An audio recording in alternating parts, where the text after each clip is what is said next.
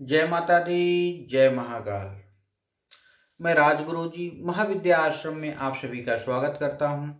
आज हम तलाक के ऊपर बात करेंगे कि आखिर ज्योतिष के आधार पर कुंडली में तलाक के ऐसे कौन से योग हैं जो प्रबल हो जाते हैं और पति पत्नी में तलाक की संभावना को प्रबल कर देते हैं। रावण संहिता के आधार पे आज मैं इसी के ऊपर विश्लेषण करूंगा। इस भाग दौड़ भरी जिंदगी में जब पति पत्नी स्त्री पुरुष दोनों एक दूसरे से कंधा मिलाकर काम कर रहे हैं, आगे बढ़ रहे हैं, तो आखिर ऐसी कौन सी वजह बन जाती है कि तलाक होने की संभावना प्रबल हो जाती है। आखिर क्यों वो पति पत्नी एक दूसरे से अलग रहने लगते हैं, ऐसे क्या कारण हैं, ऐसे क्या लक्षण हैं, इस पे रावण संहिता क्या कहती है। तलाक के कारणों पर आज हम ज्योतिषी आधार पर विश्लेषण करने वाले हैं। कुंडली में ऐसे कौन से योग हैं जिनके आधार पर व्यक्ति का तलाक हो जाता है या पति पत्नी एक दूसरे से अलग रहने लगते हैं। जन्म कुंडली में लग्नेश व चंद्रमा से सप्तम भाव के स्वामी ग्रह जो शुक्र ग्रह का स्थिति में प्रतिकूल स्थिति में स्थित हो, कुंडली के चतुर्थ भाव का स्वामी छठे भाव में स्थित हो या छठे भाव का स्वामी चतुर्थ भाव में हो, तब यह अदालती तलाक दर्शाता है। अर्थात पति पत्नी का तलाक कोर्ट के माध्यम से होगा।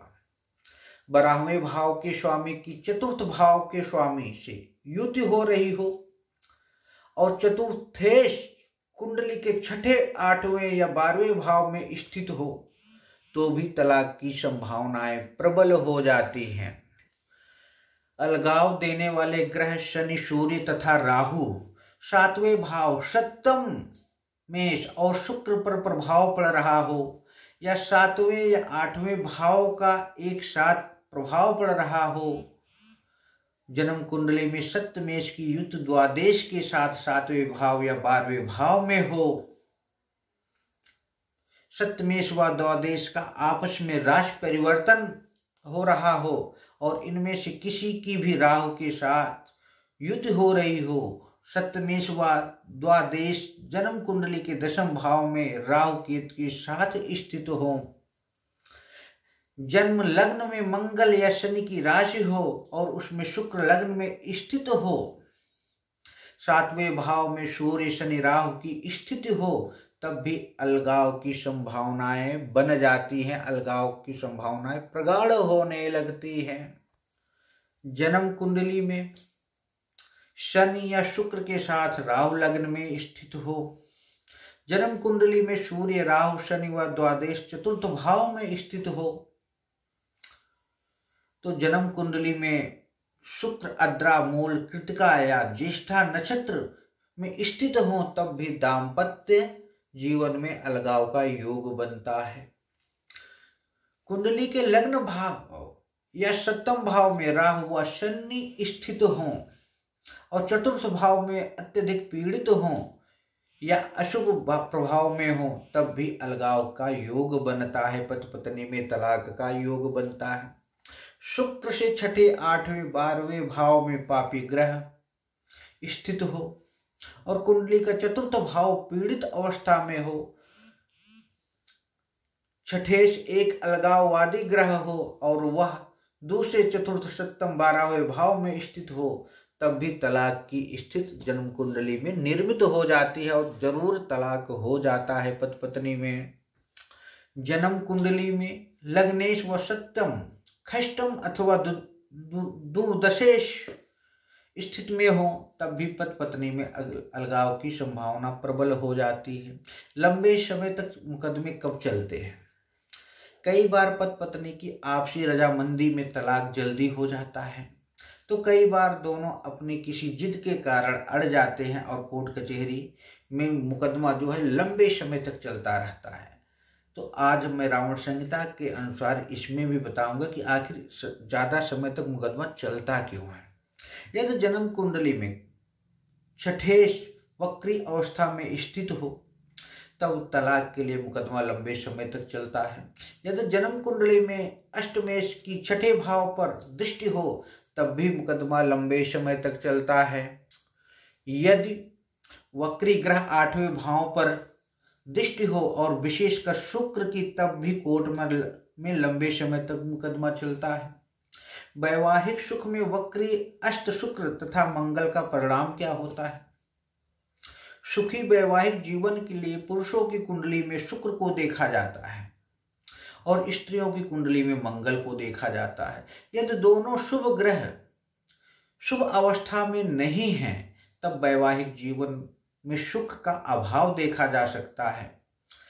तो आज हम इसके ऊपर देखेंगे, शुक्र मंगल से संबंधित कुछ बातों पर भी विचार करते हैं। रावण संहिता के अनुसार यदि पुरुष जन्म कुंडली में वक्री शुक्र हो, तब व्यक्ति यौनाचार से लेकर पूर्ण रूप से विरक्त होगा या अतिकामी होगा। यही स्त्रियों की कुंडली में भी मंगल को लेकर भी है कि यदि स्त्री जातक कुंडली में मंगल वक्री अवस्था में स्थित है, तो तब वह स्त्री पूर्ण रूप से कामी होगी या बिल्कुल विरक्त हो जाएगी।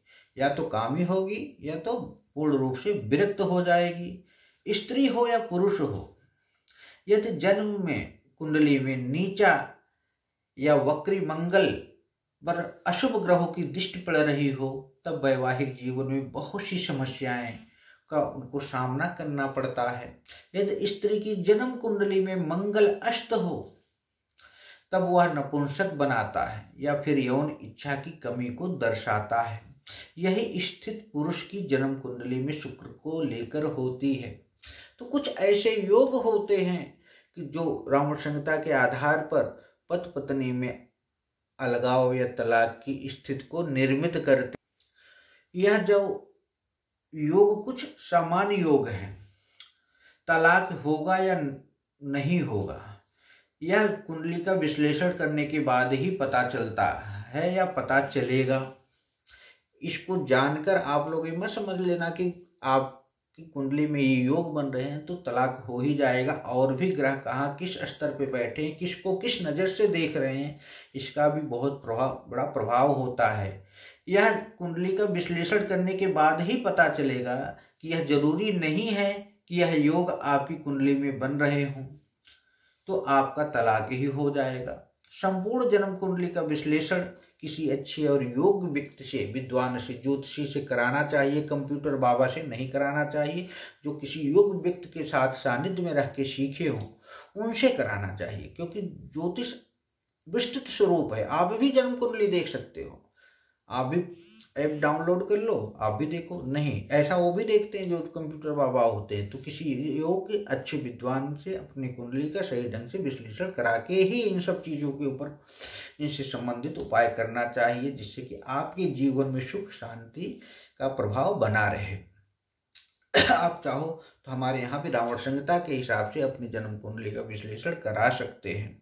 तो उसके लिए 351 रुपये दक्षिणा गूगल पे, फोन पे, पेटीएम करके अपने जन्म पत्री का पूर्ण रूप से विश्लेषण करा सकते हैं, या आप अपने आसपास किसी योग गुरु से भी करा सकते हैं।